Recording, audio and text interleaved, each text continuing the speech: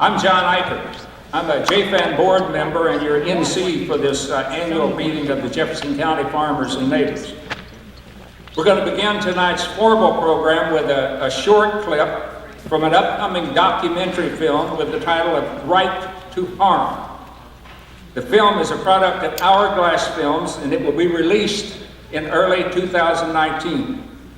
The basic premise of the film is that while states' so-called right to farm laws may give agricultural producers the legal right to pollute the air with agrochemicals and biological waste, farmers do not have an ethical right to farm in ways that harm their neighbors or anyone else. This particular clip focuses on the work of JFAN in Iowa, but the full-length documentary includes stories of people and communities affected by CAFOs all across the country, I think in 5 different states. We at JFAN, we're looking forward to the official release of the Right to Harm documentary in early 2019. And we promise you a public showing in Fairfield, and the filmmakers have promised to be here for that. As I indicated previously, the documentary isn't just about JFAN in Iowa. It includes stories of people in communities affected by CAFOs all across the country. JFAN strongly supports the basic premise of this film, and that premise is that the economic rights of CAFO operators cannot be allowed to take priority over the basic human rights of the people that they affect. And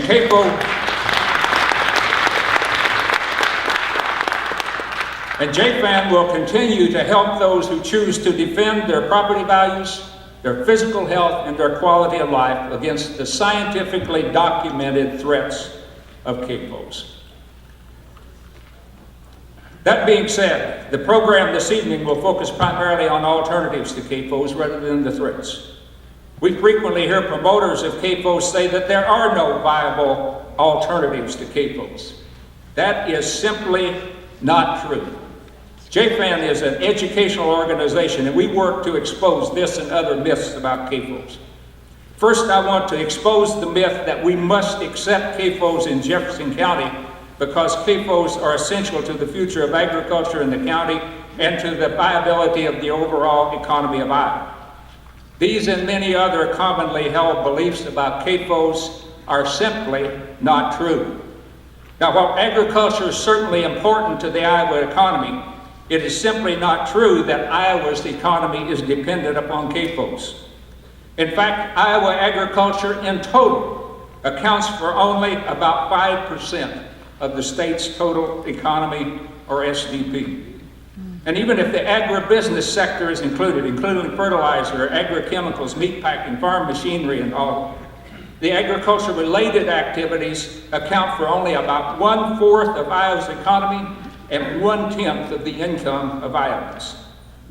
Crop and livestock producers contribute roughly equal amounts to the economy, and livestock operations in Iowa certainly are not all CAFOs.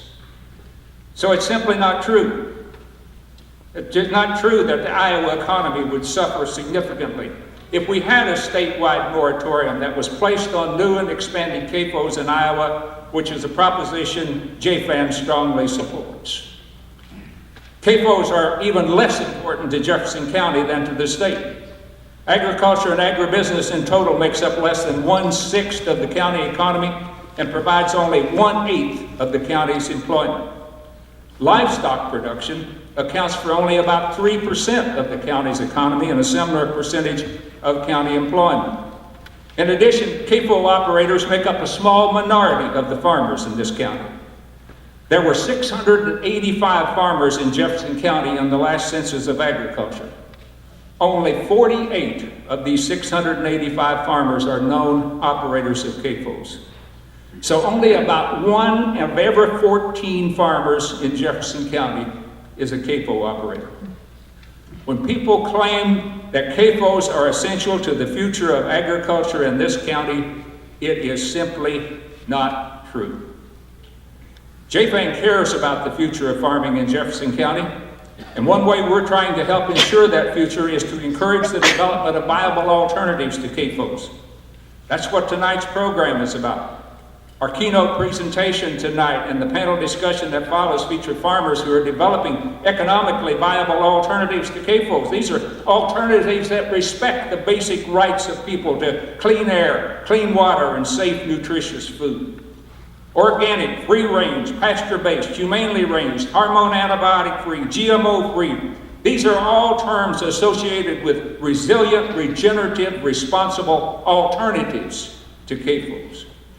Whenever the CAFO promoters tell you that customers aren't concerned about anything except price and convenience, that is simply not true. Our Jefferson County supervisors tell us that Iowa state laws prevent them from doing anything to regulate or discourage CAFOs, even if they wanted to. Again, that's simply not true. Admittedly, Iowa law prohibits counties from enacting legislation to regulate CAFOs and also exempts agriculture from county zoning regulation. However, Iowa's so-called right to farm law states, and I quote, "It is the intent of the General Assembly to provide for the orderly use and development of land and related natural resources in Iowa, to protect fragile ecosystems, including forests, wetlands, rivers, streams, lakes, aquifers, prairie, and wildlife habitat, to protect soil from erosion and preserve the availability and use of land for agricultural production through processes that emphasize the participation of citizens and local governments."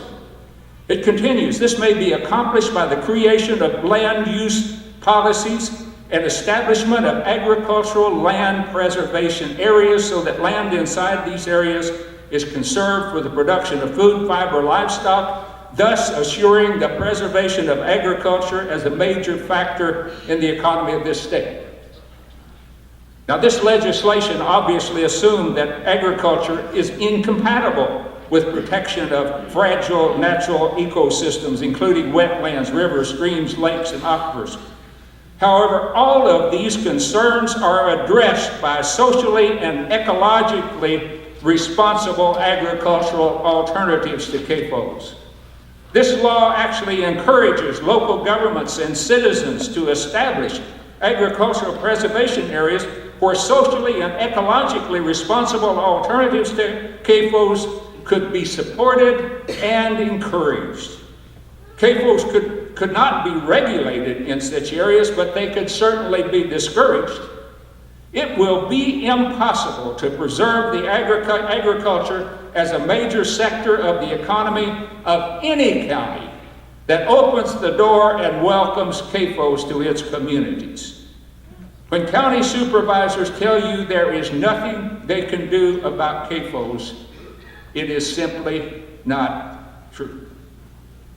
Finally, JFAN is sometimes accused of being too negative, of being against farming or agriculture, at least against animal agriculture. Again, that's simply not true.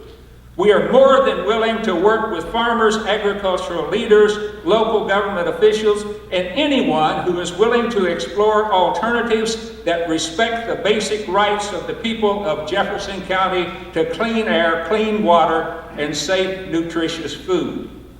However, when we are told that there are no viable alternatives to CAFOs, we hope that the rest of tonight's program will convince you to agree with us that that is simply not true. Thank you.